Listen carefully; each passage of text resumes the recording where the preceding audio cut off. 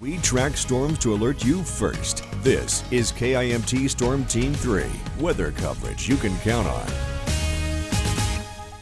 Welcome back, everyone. TGIF. It is Friday and it's feeling like one. It's nice outside. The wind's not too strong, coming in mainly from the northwest, bringing a few clouds here over Rochester. Okay, maybe not directly over. It's a little further to the south, but it's still texturizing the sky quite nicely. And I've also been watching as the drier air coming in from the north has been eating away at those clouds. So what we're seeing in Mason City, we will eventually see in Rochester. Not a lot of clouds to talk about, but plenty of beautiful blue sky. It's gorgeous across the area. What a fantastic day to get out for a walk, but you're still going to need that light jacket because temperatures are nowhere near where they were earlier this week. Still above average though. Right now Rochester is at 50 degrees, Mason City at about 48, and you might be wondering, why is Mason City a little cooler? Well, the winds have been a tad bit stronger. I like this graphic because it shows us that just right here in this corner. They've been coming in a little stronger from the north, keeping things slightly cooler in places like Owatonna, Albert Lea, Mason City.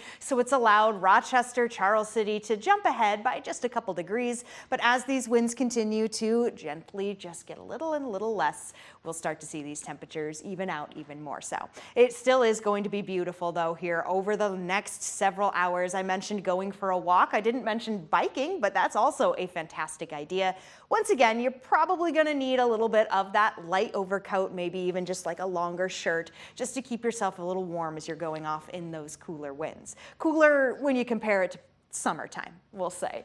Satellite and radar is bringing us that beautiful sunshine. Those clouds that we saw on the Rochester Live Eye right here just kind of starting to develop and also starting to fade away.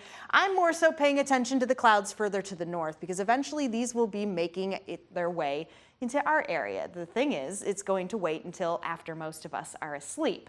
But with that comes some cooler temperatures. So let's walk you through it. Sky Tracker 3 moving us to around 5 p.m. The winds will pick up a little bit as we do enter into the early evening, mainly coming on in from the west though, as opposed to the north. Probably not going to be much of a bother. Still going to be a gorgeous sunset. But now we're going into the overnight, officially starting our weekend. We're at midnight on Saturday, and those clouds are coming in from the north, signaling a change in the winds.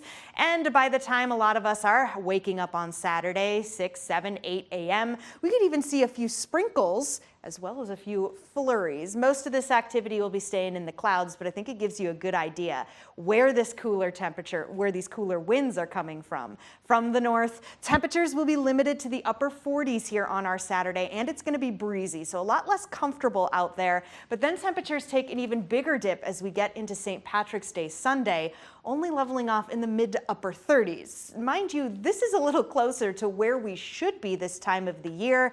But here on the 7-day forecast, where the weekend is always in view, it's not going to last too long. Monday will also be a quote-unquote cooler day. By Tuesday, when spring officially begins, we're back near 50 degrees and back above average. That sounds pretty nice. I would say so. Pretty good for a good start to spring. Yeah. All right. Thank you, Sarah.